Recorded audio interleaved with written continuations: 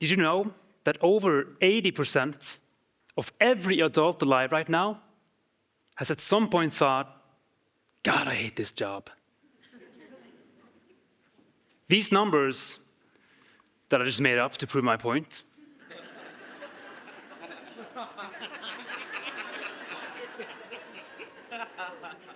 these numbers are alarming.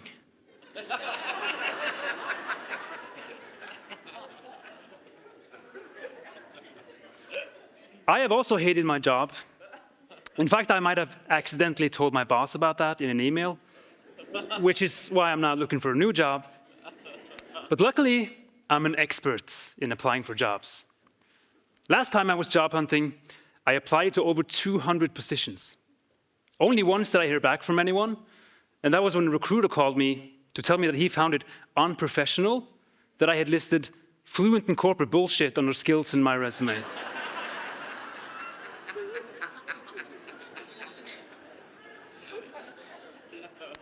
My response to that? Well, I believe that this demonstrates my ability to leverage key synergies while proactively aligning cross-functional deliverables. I'd love to circle back on this to ensure alignment moving forward. Let's touch base ASAP and get some boots on the ground to ensure we have bandwidth.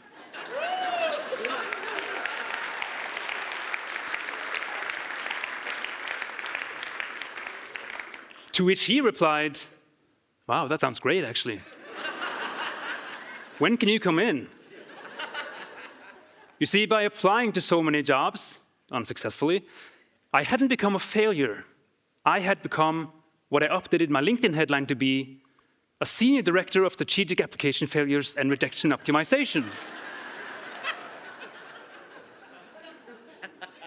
And through my journey, I identified 4 key steps to succeeding in my career.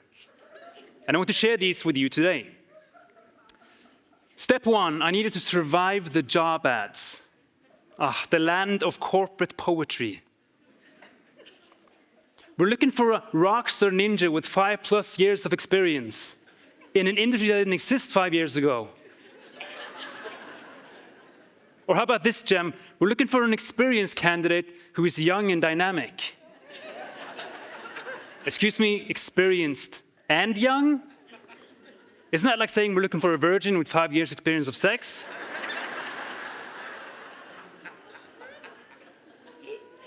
And what about all those cliches? What do they actually mean? Well, let me help you interpret some of the most common ones. Competitive salary means that your salary would be competing with your bills every month. And trust me, it's going to be a tough battle. Unique opportunity, of course, means that there are plenty more opportunities just like this one. Team player, you'll also be doing everyone else's work here because we can't manage workloads. And the classic one, we're like a family.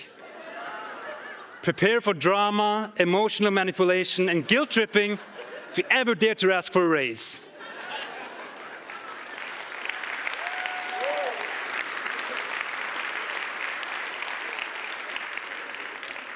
So once I had learned to cope with these job ads, I was ready to apply.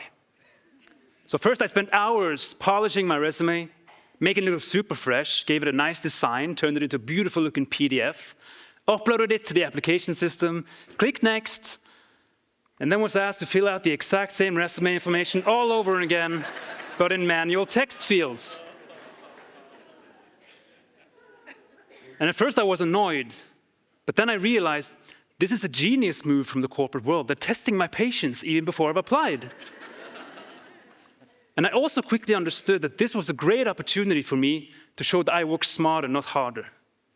So I wrote the following in the manual text fields. Education. I've already uploaded this information in my attached resume. Experience. This is also in my uploaded resume. Languages. Esta información está en mi currículum subido.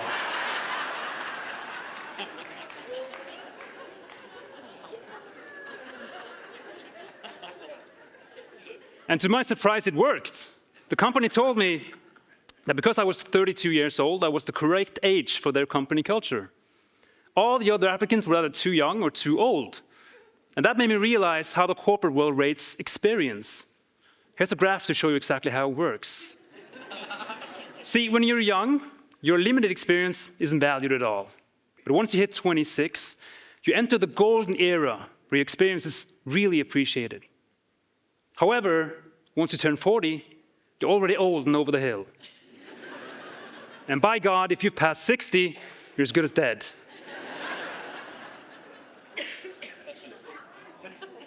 So in other words, you have a very short time span where you are in the correct age for the corporate world, and luckily I was. So I got the interview. Now, what I've learned about job interviews is that they're basically just a conversation between two liars.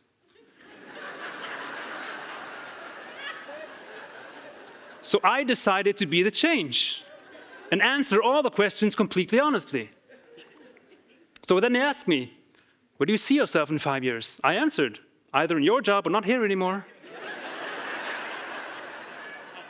When they asked, how do you handle stress? I replied, well, I run out of the office chewing on my shoe, then I run around the building a couple of times before I come back in, lie down in fetal position in the corner for a couple of minutes crying before I'm ready to go again.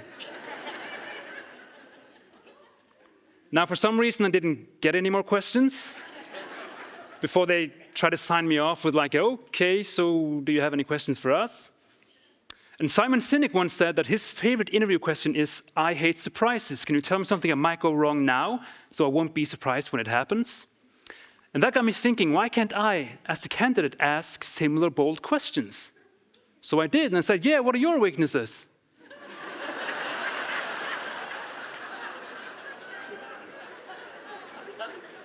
How do you handle conflict in the workplace? Because when I walked in, I sensed some tension between you and Karen at the front desk. And where do you see yourself in 5 years? Still sitting here asking people what they see themselves in 5 years? Because that sounds like 5 years of procrastination, sir.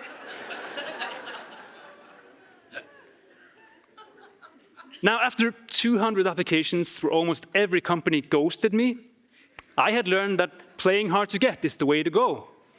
So I ended the interview by saying, okay, well, I have what I need. If I want the job, I will let you know.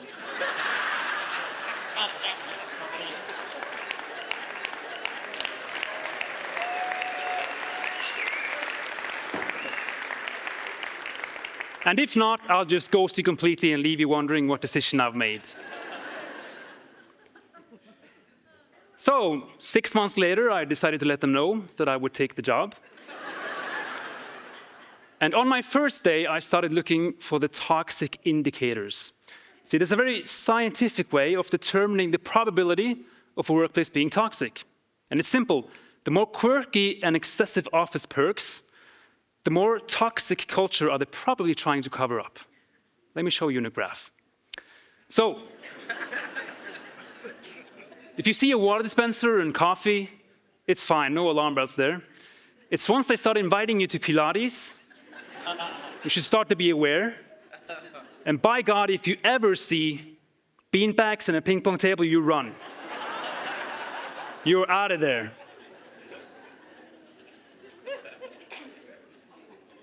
And sadly, I have to confess, I did participate in some Pilates with my boss, confirming my suspicion I had a toxic manager. And my suspicions were further confirmed when he started sending me emails on Friday nights, asking me to fix stuff by Monday.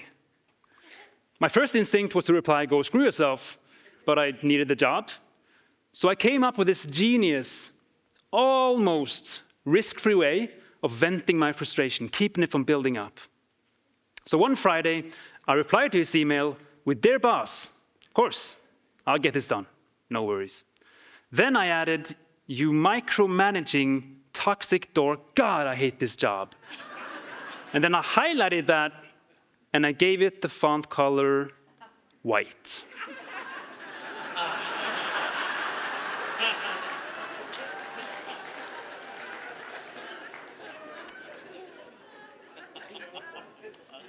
Now, the only minor flaw in this otherwise brilliant plan was that I forgot the small detail of my boss having Outlook in dark mode.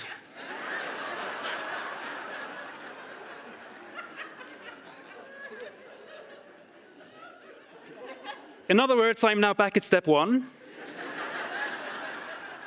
And now I need to wrap up this TED Talk because I have to go home and brush up my resume, make it look really good, upload it as a PDF, click Next, and then re-enter the same information all over again in manual text fields. Thank you.